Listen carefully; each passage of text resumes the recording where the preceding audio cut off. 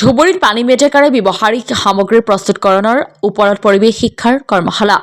অসম বিজ্ঞান পৰিৱেশ পৰিষদৰ পৃষ্ঠপোষকতাত আৰু ধুবুৰী গ্ৰাম্য বিজ্ঞান সমিতিৰ উদ্যোগত দিনজোৰা কাৰ্যসূচীৰে ধুবুৰী এম.ই. স্কুলৰ চৌহদত অনুষ্ঠিত হয় কৰ্মশালা। ৰাতিপুৱা 9 বজাত এই কৰ্মশালাৰ শুভ উদ্বোধন কৰে আপকে বোস বাংলা হাইস্কুলৰ অৱসৰপ্ৰাপ্ত প্ৰধান শিক্ষক পীযুষ কান্তি দত্তই। কৰ্মশালা সময়ত ব্যক্তি হিচাপে প্ৰশিক্ষণ দিয়ে ক্ৰমে আমিৰ হুছেইন, শ্বহীদা বেগম আৰু ফিৰদৌছ জামানে। উক্ত কৰ্মশালাত ধুবুৰী জিলাৰ 40খন স্কুলৰ 72 গৰাকী শিক্ষক-শিক্ষয়িত্ৰীয়ে অংশগ্ৰহণ কৰে। প্ৰশিক্ষণত পানী মেটেকাৰে বিভিন্ন ঘৰুৱা ব্যৱহাৰিক সামগ্ৰী তৈয়াৰ কৰা শিকোৱা হয়। প্ৰশিক্ষণৰ অন্তত গ্ৰাম্য বিজ্ঞান সমিতিৰ সম্পাদক আহমেদ হুছেইন শলাগৰ শৰাই আগবঢ়ায়। অংশগ্ৰহণকাৰী শিক্ষক-শিক্ষয়িত্ৰীসকলক প্ৰমাণপত্ৰ বিতৰণ কৰা হয় বুলি জানিবলৈ দিয়ে। সম্পাদক আহমেদ হুছেইনে সংবাদ মাধ্যমৰ আগত মন্তব্য কৰি কয় যে পৰৱৰ্তী সময়ত তৈয়াৰ হোৱা সামগ্ৰীসমূহ প্ৰদৰ্শন কৰা হ'ব, য'ত স্কুলৰ ছাত্ৰ-ছাত্ৰীসকল উপস্থিত থাকিব আৰু তাৰ উপৰিও প্ৰতিখন স্কুলে ছাত্ৰ-ছাত্ৰীসকলক প্ৰশিক্ষণ দিয়া হ'ব। Assam science technology and environment council চমুকৈ এষ্টেক আৰু পৰিৱেশ পৰিষদৰ অধীনত আমাৰ Dhubri rural science society district nodal agency আমাক একদিনীয়া এটা প্ৰশিক্ষণ কৰাৰ বাবে আমাক ফাণ্ডিং দি দিছে আৰু সেই হিচাপে আমাৰ ধুবুৰী ডিষ্ট্ৰিক্টত making utility items from water hyacinth পানী মেটেকাৰে ব্যৱহাৰিক সামগ্ৰী প্ৰস্তুতকৰণৰ বাবে এটা প্ৰশিক্ষণ দিয়াৰ বাবে আমাক এই নিৰ্দেশ দিছে। সেই হিচাপে ফাণ্ডিঙো দি দিছে। এই হিচাপে আজিৰ দিনটোত আমি এই ধুবুৰী মধ্য ইংৰাজী বিদ্যালয়ত ধুবুৰী জিলাৰ মুঠ 40খন স্কুলৰ পৰা 74 টিচাৰ্ছ আৰু মেডাম ইয়াত আহিছে। ইহঁতসকলে আমাৰ 3জন ৰিচৰ্চ পাৰ্চন প্ৰশিক্ষণ দিয়া কোকৰাঝাৰৰ পৰা প্ৰশিক্ষণ লৈ আহিছিল। ইহঁতে শিকালে আৰু শিক্ষক-শিক্ষয়িত্ৰীসকলক এইবিলাক হাতে কামে শিকালে আৰু ইতিমধ্যে বহুত বস্তু বনাইছে।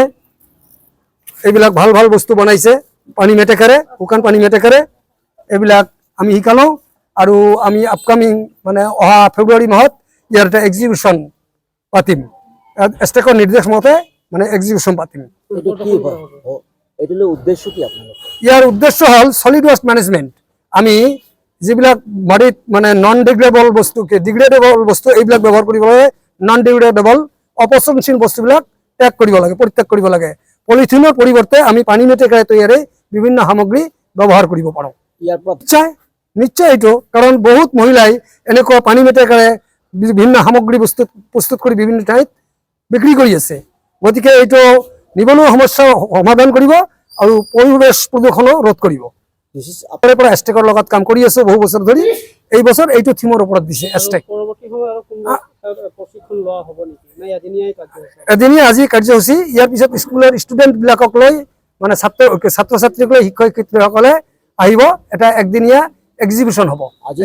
নিশ্চয় ইহঁতে স্কুলত গৈ ইহঁতে research person, district level research person স্কুলত গৈ ছাত্ৰ-ছাত্ৰীসকলক ৰিচৰ্চ পাৰ্চন হিচাপে শিকাব। আজি ইয়াত যেনেকৈ 3জন শিক্ষক-শিক্ষয়িত্ৰী মানে ৰিচৰ্চ পাৰ্চন, এতিয়া প্ৰতিজন শিক্ষকে নিজৰ স্কুলত ৰিচৰ্চ পাৰ্চন। খুব ভাল কথাটো সুধিলে। ইয়াতে অলপ আগতে পাইছোঁ ধুবুৰী জেলৰ ওচৰত যিটো মানে পলিথিন বা প্লাষ্টিকৰ যিটো পয়জনাছ যিবিলাক বস্তু দেখালে পৰিৱেশ দুৰ্গন্ধময়, এইবিলাক যাতে আমাৰ ধুবুৰীৰ পৰা নিষ্কাশন কৰিব পাৰি, আমি পৰিষ্কাৰ পৰিৱেশ এটা সুন্দৰ পৰিৱেশ এটা গঠন কৰিব পাৰি, সেইটোৰ কাৰণে আমি নহয় মানে চেষ্টা কৰিম। এই ডিগ্ৰেডেবল বস্তুৰে ব্যৱহাৰ কৰা বস্তু আৰু পলিথিন বৰ্জন কৰিলে আমি নিশ্চয় ধুবুৰীখনক এটা সুন্দৰ পৰিৱেশ তৈয়াৰ কৰিবলৈ আশাবাদী। সুখবৰ ধুবুৰীবাসীৰ বাবে সুখবৰ। এতিয়াৰে পৰা আপোনাৰ লাগতিয়াল ঔষধসমূহ ঘৰতে উপলব্ধ হ'ব। এতিয়াৰে পৰা আপোনাৰ ঘৰলৈ মুহূৰ্ততে উপলব্ধ হ'ব প্ৰতিদিনে ব্যৱহাৰ হোৱা ঔষধসমূহ। ধুবুৰী এপেক্স মেডিকোছে আনিছে এই সুবিধা। এতিয়া হোম ডেলিভাৰীৰ জৰিয়তে 10% ৰেহাইৰ জৰিয়তে লাভ কৰিব ঔষধ। গতিকে পলম নকৰি আজিয়ে যোগাযোগ কৰক আৰু এই সুযোগ গ্ৰহণ কৰক। মেডিকেল কলেজ লিংক ৰোডৰ পৰা 10 কিলোমিটাৰ অঞ্চলত উপলব্ধ হ'ব এই সেৱা। সোনকালে যোগাযোগ কৰক আমাৰ 9678133031 ফোন নম্বৰত।